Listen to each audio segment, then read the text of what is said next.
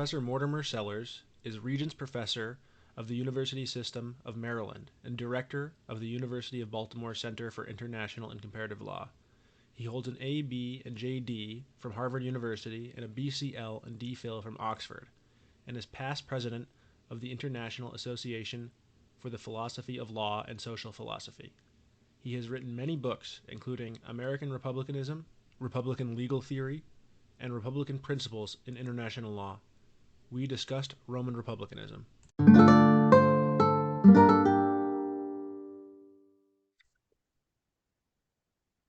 Thank you for joining us, Professor Sellers. It's a pleasure to meet you. So, in the United States, I think that the most popular definition of republicanism or of a republic is government of the people, by the people, and for the people. That's President Lincoln's definition. Would Romans have agreed with this definition of republicanism? Well, probably at the heart of it, they would. I mean, the fundamental central element of a republic is that it is for the people, res publica, the public thing, the thing that the people own, the thing that's for the benefit of the people. So I think that is the essential definition. Cicero said, res publica, res est populi. A republic is the thing that belongs to the people. But there was a lot more to it than that, because it's not just that it belongs to the people, but it should be for the benefit of the people. And figuring out what's for the benefit of the people can be rather complicated. So the Roman conception of the republic got much more elaborate than simply the central concept, which is that it's for the benefit of the people. And I think the same is true of our American conception of the republic. It's not just that it's for the people, but there's some element to figure out what actually would help the people and what structure of government would bring about a society which is just and for the benefit of everybody. That's interesting because I think we think of a republic as sort of a quasi-democratic thing with a Congress or a body of legislators and maybe an executive. And based on what you just said, it sounds like it could be much more flexible of a concept. It's more so the telos of government that defines republicanism rather than the structure and the inner workings. Yes, in a sense, but so you have Republican government, two core, which is government for the public good. That would be Republican government. But an awful lot of conversation going back to Cicero and ever since, and actually Plato and Aristotle before Cicero, would be trying to figure out what is the best Republican form of government.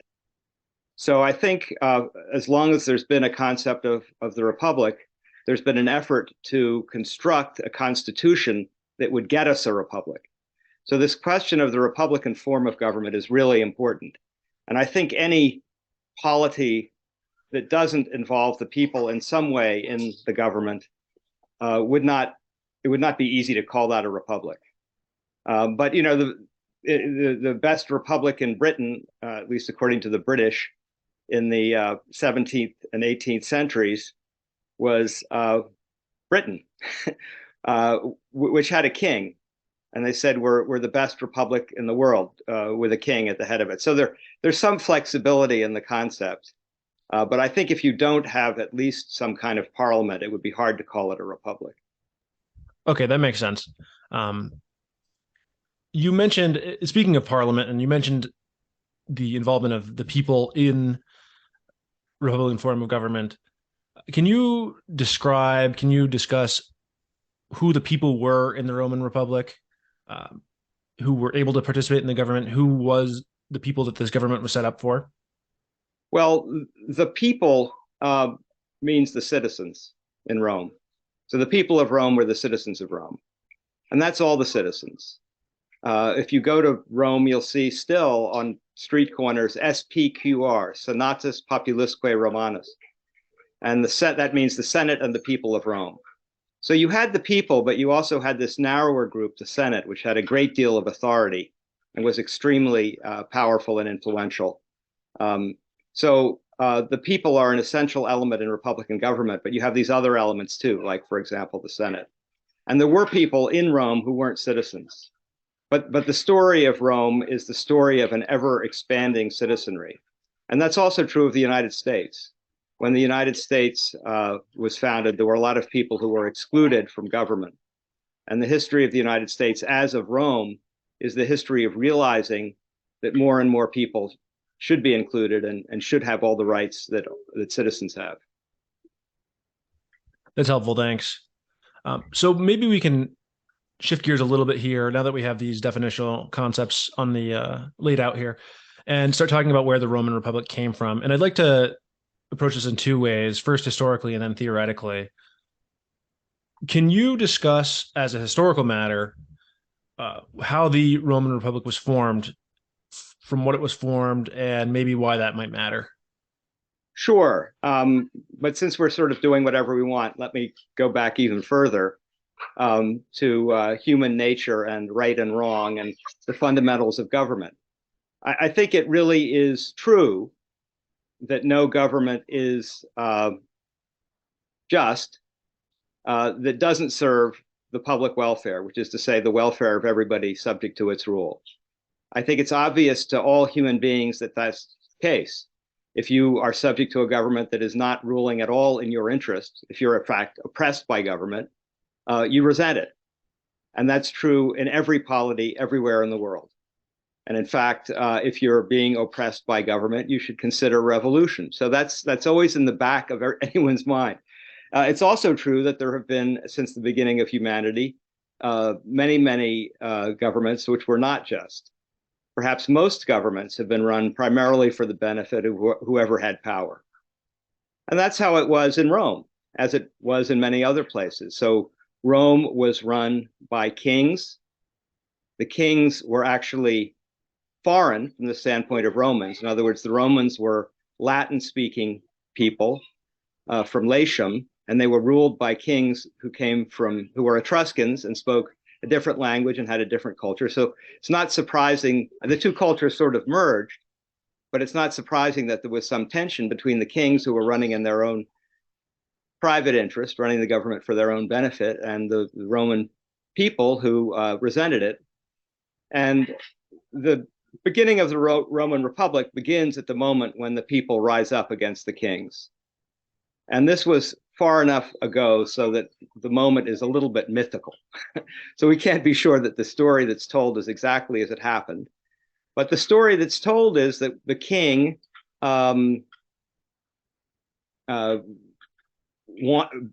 essentially raped a woman. And that's he threatened her with various things. And she felt that she had been overcome by force, oppressed. And so the story is, and that's sort of the most, very extreme example of oppression is when people take your body. And the Romans remembered it that way. So she went out in the public square and said, "I am oppressed, avenge me," and killed herself. And so her father and others led a revolution and ousted the king. So the story of the end of the monarchy is the story of oppression, and the story of the republic is the story of the beginning of freedom. When the people said, "You have to respect everybody," the people who were running the state cannot force their will on anybody. And the example of this original rape of a woman called Lucretia is the story of why they threw away the kings, why they overcame the kings, and instituted a new politics where there were no kings, but rather elected magistrates. And not only elected magistrates, but the primary executive office was divided between two people who served for only 1 year. So the idea was no one would have solitary power. No one would have enough power to rule in their own will. You'd set up a state where there were checks and balances, and magistrates would be controlled by other magistrates, and nobody would have the power to oppress the people. So that's the ideal of the Roman Republic. And the Roman historians, Livy and Tacitus, look back and said, that moment was the beginning of liberty. The moment when the kings were removed is the moment when liberty began in Rome. And liberty is a Roman word, libertas.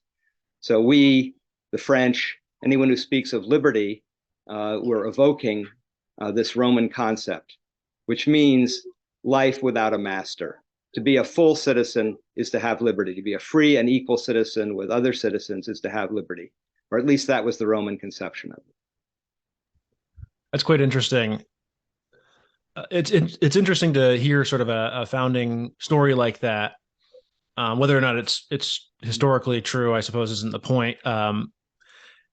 Something that's interesting about it is that it seems like these structures in the early Roman Republic emerge organically in response to a historical event or a historical situation. Do you think that there's any lessons to learn uh, about sort of that organic growth? Well, one of the great problems then and now, and actually most of what I spend my working time on, is how do you get from an oppressive, unjust, corrupt state and society to a state and society which are not oppressive, corrupt, and how do you preserve a just society if there never has been a just society? But how do you make society more just? And we're struggling with that all over the world, and nations can improve and nations can decline.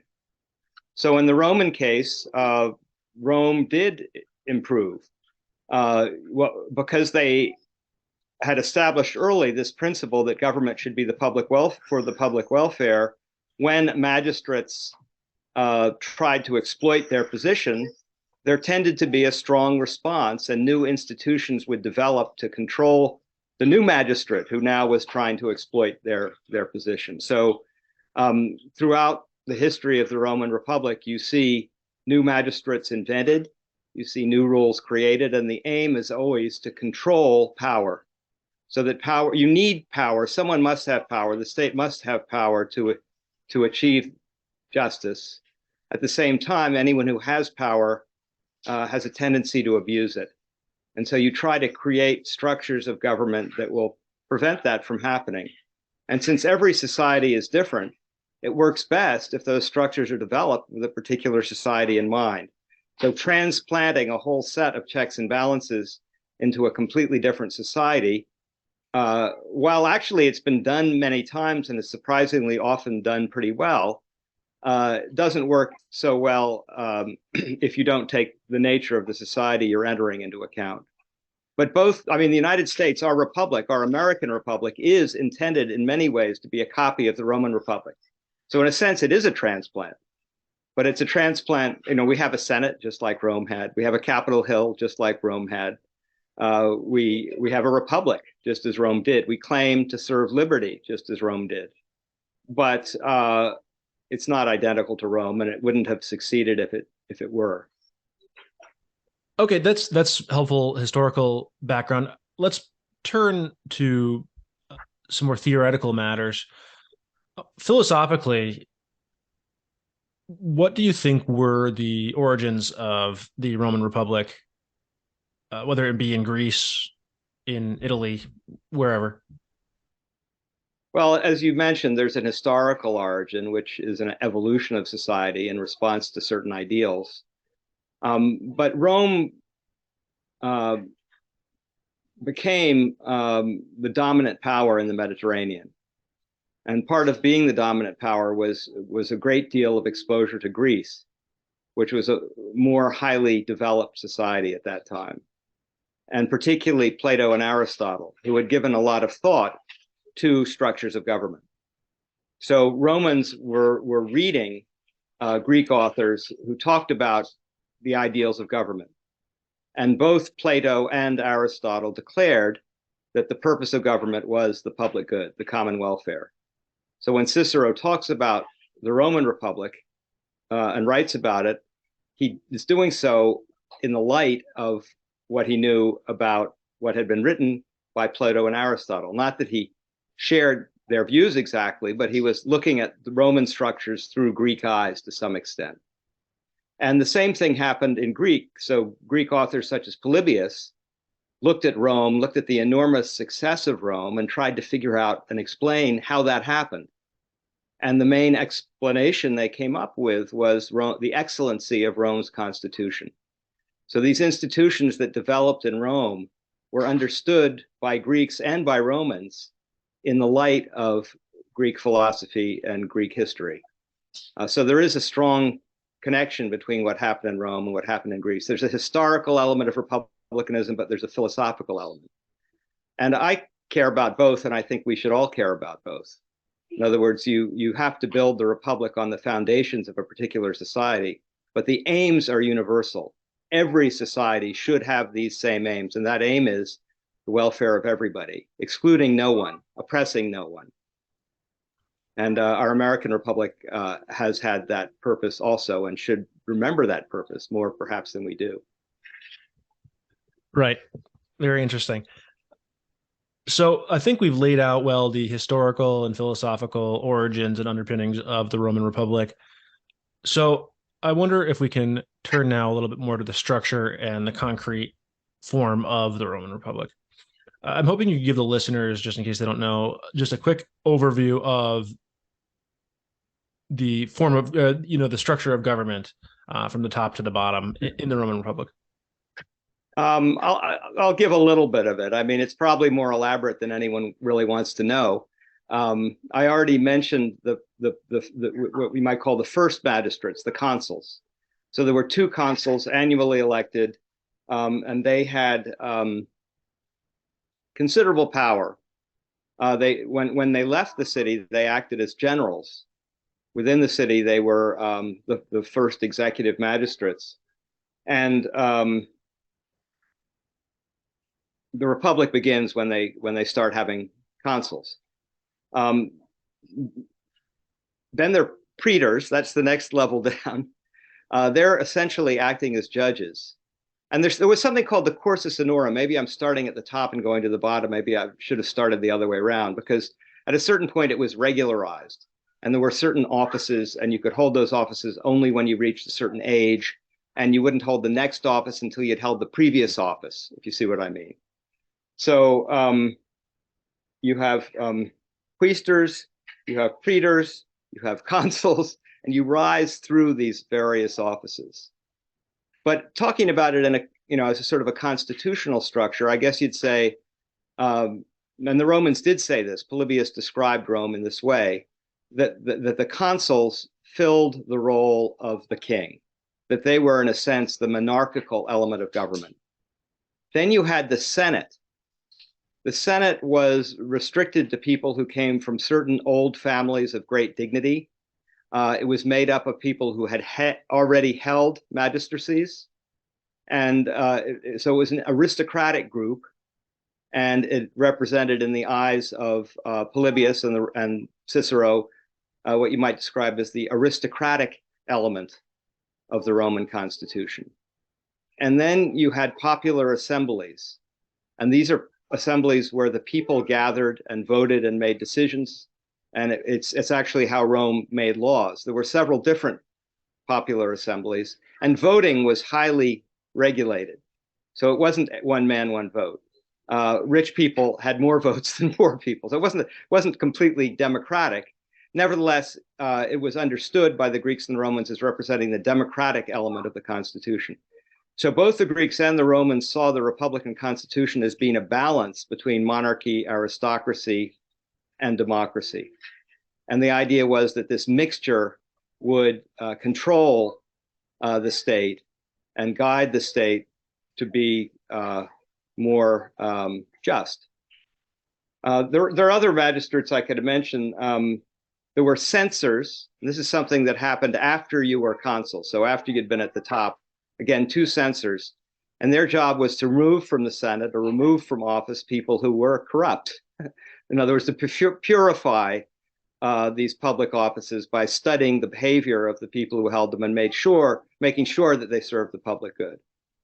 And then there was another rare office that seldom, less happily remembered perhaps by Americans, but dictator. And in times of extreme stress, when the republic was under attack, laws could be suspended and a particular person could be selected to wield ultimate power in the face of some emergency. So you might say in the case of a state of emergency, a dictator could be selected, and this happened from time to time. But it was extremely important that the dictator only serve for some very brief period and then go back and stop having any political power when the crisis was averted. And the Americans, when we had our republic, were particularly conscious of this risk. We were very scared of military power. The dictator was a general. And the way the Roman Republic fell was when these dictators started holding on to their power forever. That was the end of the republic, because now, in effect, you have a new king. So Caesar is the first to do this. He called himself the perpetual dictator. And that was the end of the republic. So that was actually a legitimate office, but it was an office that was dangerous and that we Americans feared. And one of the reasons that George Washington is still such a huge hero in the United States and referred to as the father of the country is that Washington absolutely refused to hold on to his military power after the war was won and returned to his farm, like the Roman general Cincinnatus. The most famous of the Roman dictators was Cincinnatus. Like Cincinnatus, Washington returned to his farm. And Americans were very, very, very conscious of that comparison. Yeah, Americans will scoff at the Roman dictator just mostly probably because of the name, but I think Americans might react very similarly if Hannibal was bearing down on Washington, D.C. In times of emergency, these things frequently happen in history. But sorry, you want to go ahead? Well, I was just going to agree with you that our presidents have claimed special powers in time of emergency. I'm not sure they should, but they do. And it's something, we know that's how the Roman Republic fell. So it's something we rightly are very scared of. Yes, definitely. And you were talking about this concept of a mixed constitution. And I think for Americans, this might be a little bit of a confusing concept, because when we think, I think most Americans, if you heard about a mixed constitution, they might think, oh, it's just like the separation of powers in the United States. And it's a different concept in some ways. So basically, the separation of powers is separating the executive, the judiciary, and the legislative powers into different branches of the government. But the mixed constitution is a bit different. I was hoping you could describe those differences. Well, I would say that the mixed constitution, as I just described it, which is a mixture of monarchy, aristocracy, and democracy, is a concept that goes back to Aristotle. Aristotle talked about that as being the ideal constitution. And the separation of powers was best articulated probably by Montesquieu.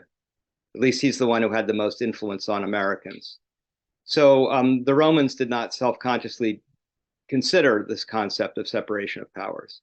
But both the so-called mixed constitution and the separation of powers serve the same purpose, which is the checks and balances. They're both ways of checking and balancing government so that it yields the common good. And actually, the American Constitution, the US Constitution, was not written with an absolute separation of powers. There's a recent confusion that you sometimes see in Supreme Court opinions reflecting basically the historical lack of knowledge of the people who were writing these opinions, implying that there was intended to be an absolute separation of powers. But if you look at our Constitution, there isn't an absolute separation. Our Constitution is structured so that each of these three divisions of government has the power to check the other. So you have a quasi judicial role in impeachment, for example. You have the president signing bills, so playing a part in the legislature. So there's not an absolute separation of powers. There's a separation sufficient to empower the different groups to check each other. And I think that's what's important about the separation of powers in our Constitution. It's the idea that you can't trust any branch of government on its own to rule the world. They have to be able to control each other and prevent each other from taking too much power and authority. And really, the independence of judges, it's with the independence of judges that in the British legal tradition, we first start really getting the rule of law. So the independence of judges is the first step towards what we call now the separation of powers. This idea that judges should serve for long terms and not be removable. Because if the executive can remove, or if the legislature can remove judges, then they can control judges. And if they can control judges, then you're not going to have justice. It'll be like China is today, or like Russia is today, where the executive calls up the judge and the judge does what they're told. And that's highly undesirable situation. Right, right. And to talk about the separation of powers in Rome, you mentioned that there were two consuls. Was that an effort at separating executive power? It was an attempt to weaken executive power by dividing it. An analogy in the United States would be the two houses in our legislature. The United States Congress is divided into two houses. And that's in part because we feared the power of the legislature. So the hope was that the Senate and the House of Representatives would control each other, would be slightly different from one another. So it's not just a separation of powers, it can be a division of power within each branch, dividing the power so that the branch will not be too powerful and will behave a little bit with a little bit more restraint. Got it. That's helpful. One thing we haven't touched on much, if at all, so far has been the plebs and the office of the tribune of the plebs and the development of the role of the plebs in government in the Roman Republic. How did the role of the plebs expand throughout Roman Republican history? Well, I think I mentioned that the magistrates that I described earlier the magistracies were restricted to people from certain families and a certain background. In other words, the old families of Rome. And through mergers with other Latin peoples and through conquest and through the admission into the citizenship of people from the surrounding area, you had a lot of people who were Roman citizens, but not eligible for these public offices. And so at a certain point, there was a really significant social division between the, at that time, more wealthy and privileged noble families who held public office, and what we call the plebeian families, the plebs, the people who were the majority, and originally at least not so prosperous. And they tended to get oppressed. The aristocrats exploited their monopoly of magistracies to oppress the people, as you would expect. Whenever you give one group more power, they use it to favor themselves. And that's an unfortunate reality of humanity. Even good people do that because we don't see how selfish we really are. So there was a growing tension between these two classes, the people who could hold office and the people who couldn't. And the plebs rose up and eventually demanded to have their own magistrates. So you get another magistracy, tribune. Tribune is from tribe. The plebs were organized into tribes. There were 30 tribes originally. And the tribunes of the plebs came to have a veto power over the Senate. Then later, with the passage of time, the wealth difference between plebeians and nobles diminished enormously. You had these incredibly wealthy plebeians, partly because it was considered undignified for nobles to engage in trade. And so you had all these plebeian merchants who got very rich. And then there was intermarriage between the two. So later in Roman history, the two types of Roman were less different. And again, you have maybe the rich having extra power, but the rich included both nobles and plebs.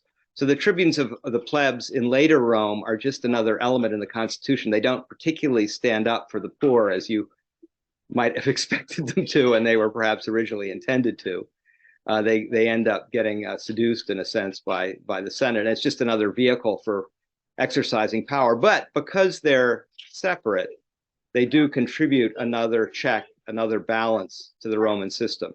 And they could veto resolutions that came out of the Senate. So that was a very important role. for the Tribunes of the Pledge. That's great. Thanks for laying that out. Now that we have laid out the form of Republican government in Rome and maybe even some fault lines, I think it's probably a good time to shift to maybe some of the flaws.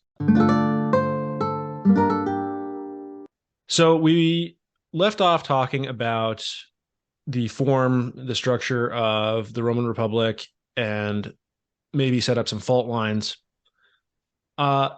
The Roman Republic did not last forever, as probably most people know. I'm wondering what caused Rome, from a structural perspective, to fall into essentially empire. Well, that's a question the Romans themselves debated for 1,000 years. So I probably, you should beware as I give you an answer that not everyone is going to. This is an issue that we've been talking about ever since Rome fell, which was more than 2,000 years ago. Since the Republic fell, because Rome, of course, continued, in a sense, perhaps continues still. But it was a very important question and is an important question for us as Americans, because our republic was founded in conscious imitation of Rome. We would not have had the courage to try to have the republic that we have now if there hadn't been the Roman example. And yet, when we established our republic, everyone knew that the Roman Republic had ultimately failed, and it failed in a very unhappy, miserable way and collapsed into empire. And then you had 1,000 years, 2,000 years of empire and corruption. So people feared, and it was often said, that the United States would have the same fate. And a lot of the debate in the Republic was, how do we change our institution? We want to copy Rome, but we can't be exactly like Rome because we know Rome failed. And so what was the main reason for their fall? And there were different theories. I think many people thought that what made Rome fail was that it acquired an empire, in our modern sense of the word empire. It acquired foreign possessions. It controlled, in the end, the whole Mediterranean world. And that power required, first of all, powerful generals. It required great wealth, and it required powerful generals. And the wealth inspired greed, and the greed inspired corruption, and the generals got power, and that power caused them to become exaggeratedly important, at least in their own minds. And so many people said, well, the fall of Rome was occasioned in the first instance by the fact that they acquired an empire, and that they acquired, in effect, a standing army. So one of the great things that Americans feared was empire and army. And yet we had both, because the United States, even at the beginning, was the whole East Coast of the North American continent. And that was much bigger than most nations in the world. And then we were a big mercantile republic. Many people felt that both wealth and empire led to the end of the Roman Republic. And so we were scared. And we had to develop a new theory. And our Constitution, our American US Constitution, tried to modify some of these things that we felt had weakened Rome. I think the three things that people most blamed were the size of the empire, the growing wealth of individuals, and the power of generals. And so all three of those we tried to control in our US Constitution.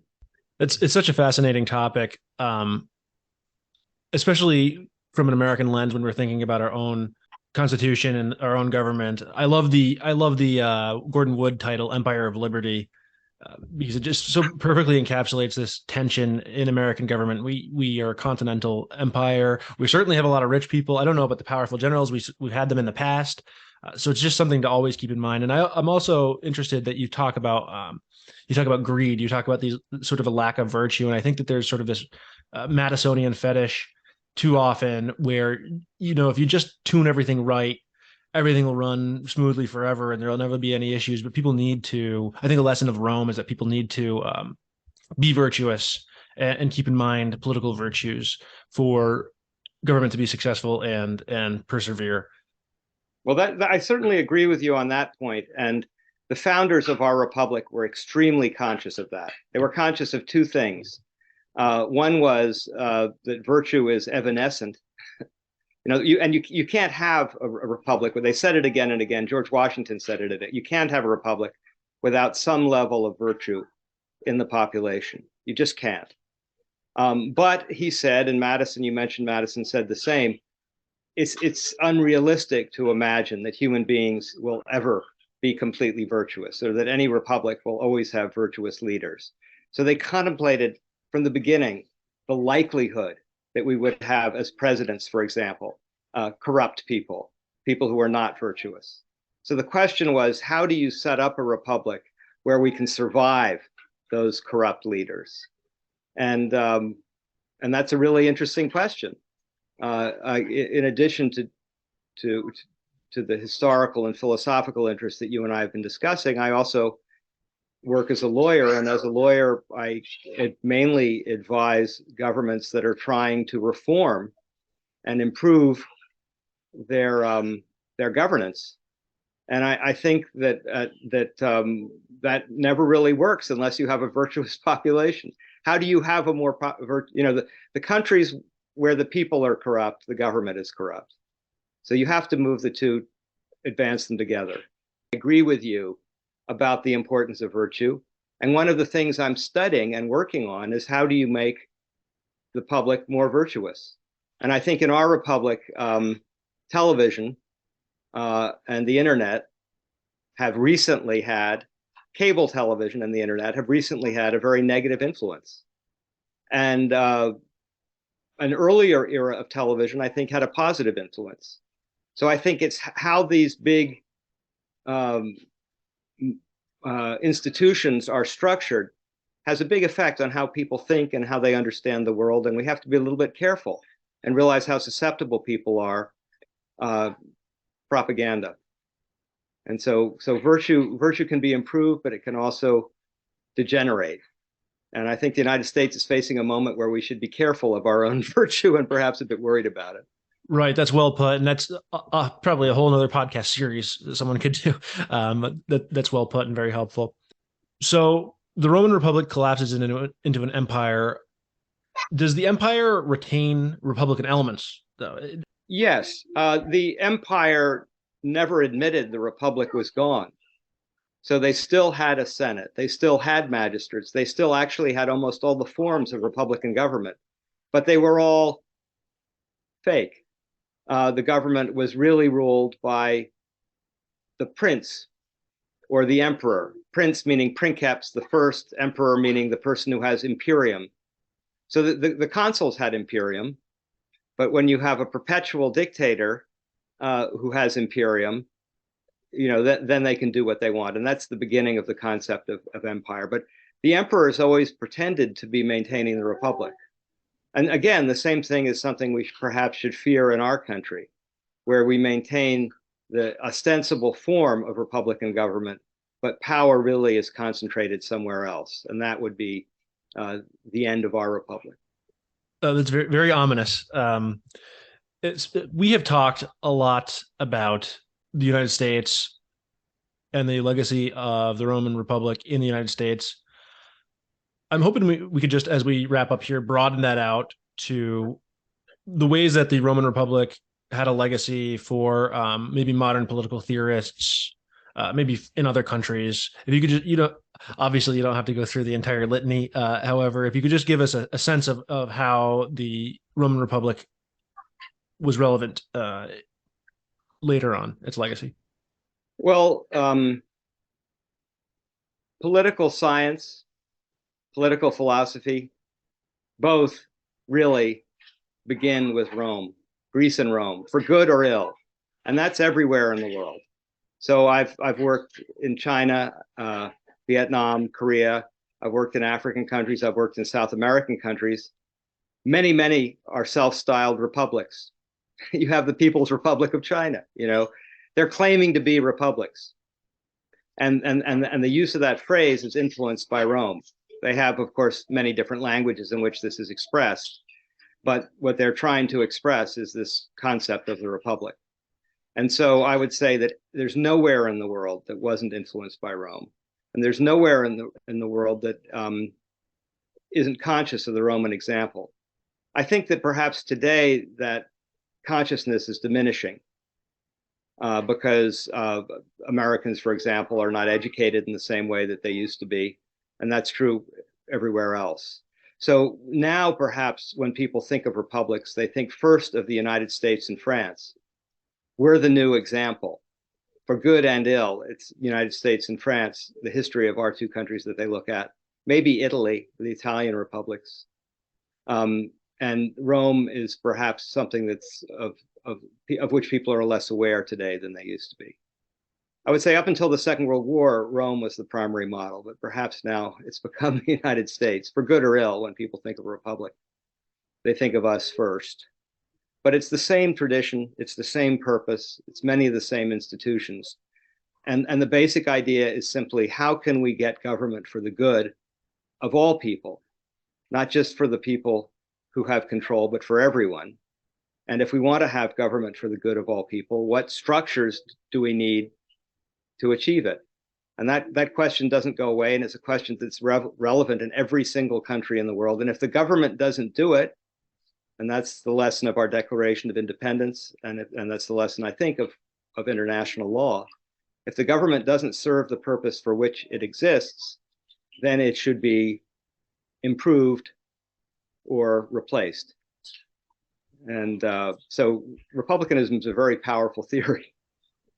Got it. That's very, very interesting. A lot to explore there. Thank you so much for your time. I think we can wrap up here. Just for the audience, do you have anything that you've worked on or that you're working on that you would like to make people aware of? Well, in the context of the conversation we just had, I think the thing that's most relevant is the Oxford Handbook of Republicanism, which I'm editing with Frank Lovett, and which has about 30 chapters by all the people who know more than I do. And that is coming out 2023 from Oxford University Press. And so if you're interested in anything that we just talked about, that book will be better than any remarks I made today. So it's something to look forward to, the Oxford Handbook, of Republicanism. That's great. We'll be looking forward to it. Well, thank you for joining us, and have a nice day. Pleasure. Nice to meet you, Joseph.